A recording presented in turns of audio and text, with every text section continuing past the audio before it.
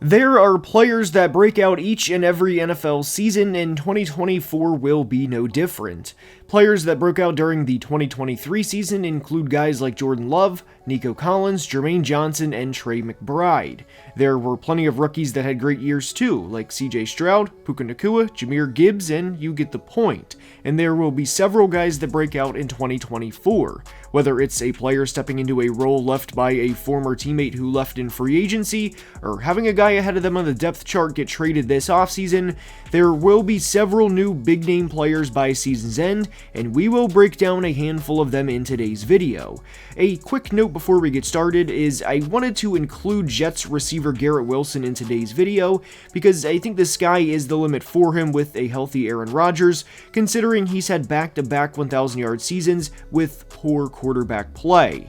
But I think winning the 2022 Offensive Rookie of the Year award kind of excludes him from being in a video like this, and I do think he will take his game to another level this year, but with that preface out of the way, let's dive right in. We are starting today's video with Titans running back Taj Spears. Tajay had a solid rookie season, all things considered. He finished the year with over 830 total yards of offense and even had 100 carries in his rookie year, despite Derrick Henry playing all 17 games in his final year with the team. Now, at first glance, with Tajay entering 2024, or more specifically his situation entering 2024, you may think, well, they signed Tony Pollard in free agency to a 3-year, $21 million deal and that he will probably be the guy getting the majority of the carries. You obviously wouldn't confuse Tony Pollard with Derrick Henry, or especially Derrick's production, but based on a money game and how NFL franchises operate, you would think Tony would get more touches. And yes, he may get more touches than Taj Spears, but I don't think it's going to be by an egregious amount or that the Titans are going to run a now 27-year-old Tony Pollard into the ground in 1 year. Pollard is coming off of back-to-back 1,000-yard years with the Cowboys, but what needs to be remembered about Spears' rookie season, and why I like the projection of him entering the 2024 season, is he averaged 5.5 yards per touch in 2023, and didn't have a lot to help him during his rookie year. Obviously, we saw what Will Levis went through during his rookie year from the offensive line, and it was bad, but that also applies to the Titans' run game too. Typically, when you have a bad offensive line, it's usually not like Madden where you can spend all your attributes on run blocking and have a team that can maul people in the trenches in the ground game, but be terrible in pass pro. No, it's usually bad on both parts. Now, Derrick Henry having a near 1,200-yard season is due in large part to him being Derrick Henry, but I have no doubt with a much improved offensive line that Tajay can have over 1,000 total yards of offense this year.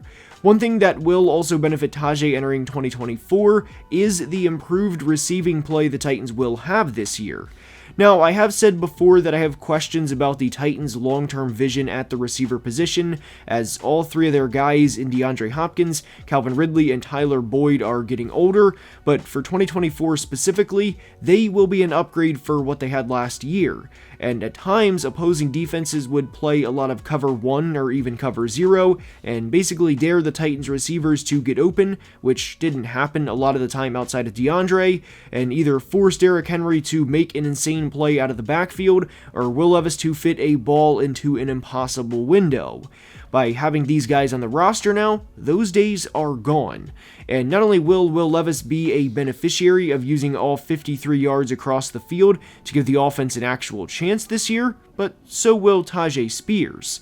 I don't think the duo of Spears and Pollard will be as productive as the duo of Montgomery and Gibbs in Detroit by any means, but this should be a solid 1-2 punch in Nashville. Derrick Henry had 308 touches last year to Spears' 152, and if 460 touches is the number their backs will receive again, which is 308 plus 152, then I would expect the number to be split somewhere between 260 for Tony and 200 for Tajay. If he stays healthy for all 17 games this year, I would be surprised if he doesn't have a 1,000 total yard second season. To the Big Apple to discuss Kayvon Thibodeaux of the New York Giants. KT was the number 5 overall pick during the 2022 NFL Draft and showed flashes during his rookie year. While he only had 4 sacks, he had 40 pressures and showed potential at 22 years old.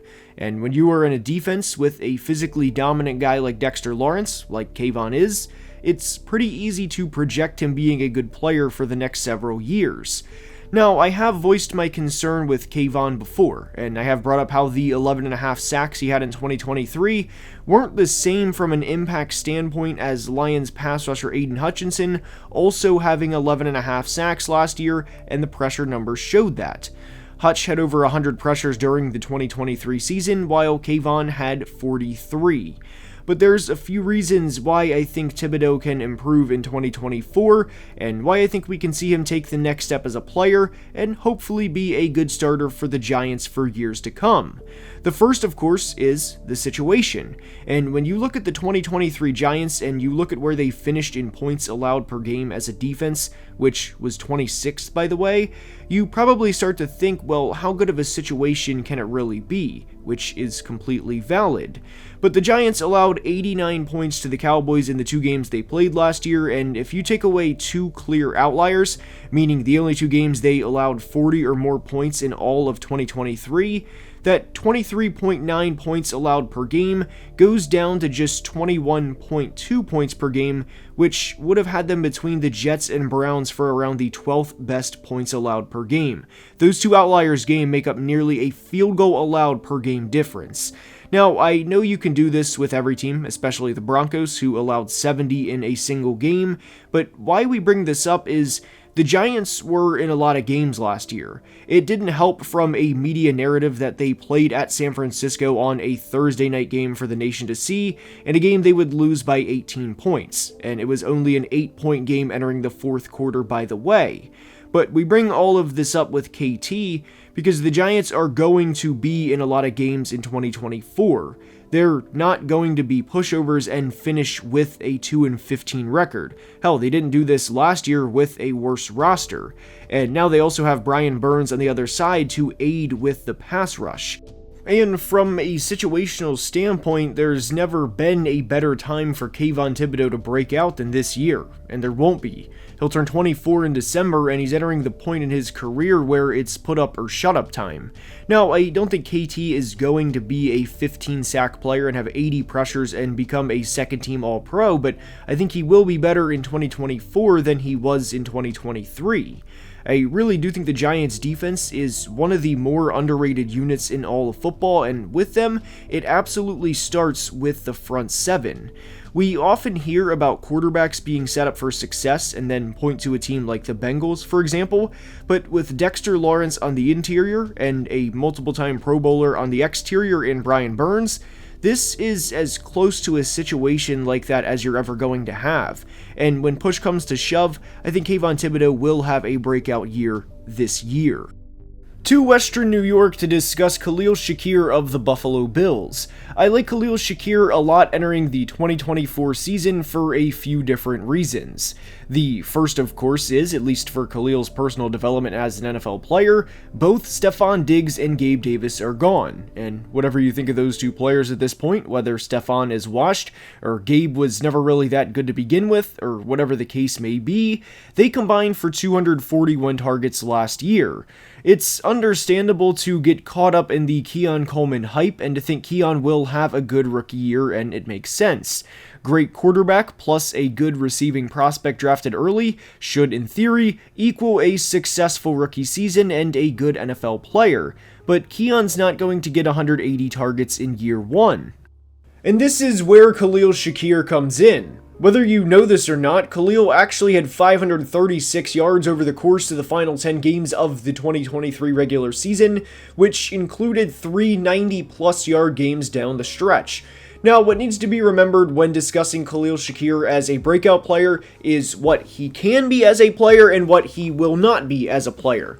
Now, if you expect Khalil to have 13 or 1,400 or even 1,500 receiving yards this year or any year in his career, I think that's incredibly lofty expectations for the player he is. Not only that, but you also have to remember the situation he's in moving forward. Khalil will have to deal with Josh Allen's rushing yards, which naturally is going to limit the type of production his receivers are going to have. He's also going to have James Cook in the same offense, Dalton Kincaid in the same offense, and now Keon Coleman. Realistically speaking, I think Khalil can get to 1,000 yards in 2024 and for multiple years after that, but I did want to mention that part about his limitations moving forward, because I don't want this to come across as Khalil is going to be the next Stephon Diggs and that he's going to effortlessly replace him, because I certainly don't think that's going to be the case. Touchdowns are always going to be a big variance in Buffalo's offense, due in large part to how often Josh runs the football.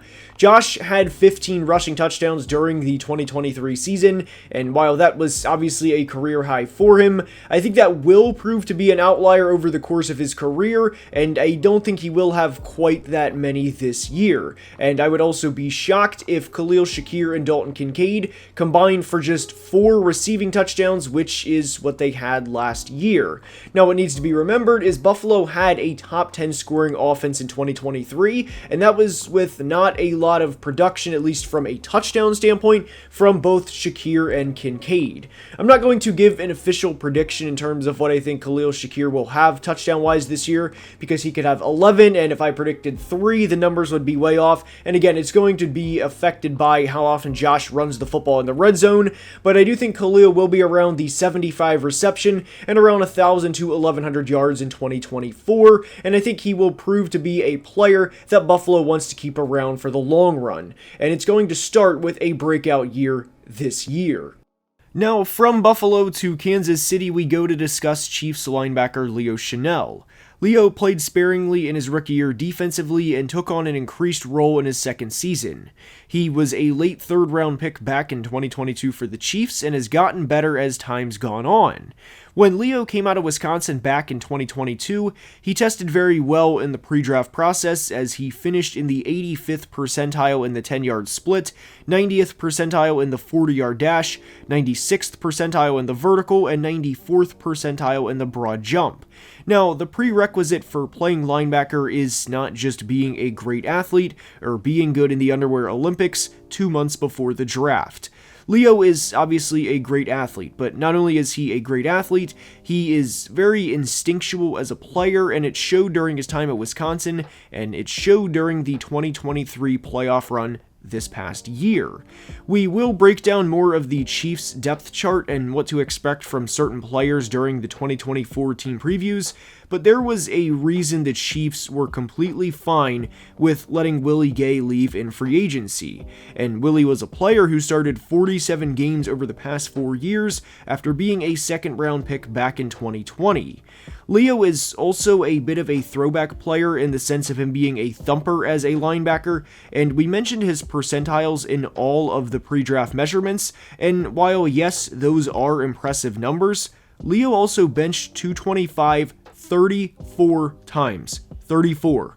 For reference, his teammates, guards Trey Smith and Creed Humphrey, did 32 reps and 29 reps on the bench. Leo's power as a linebacker, I don't want to say generational because I think that word is used entirely too often, but he has extremely good power and is a big outlier in today's era at the position.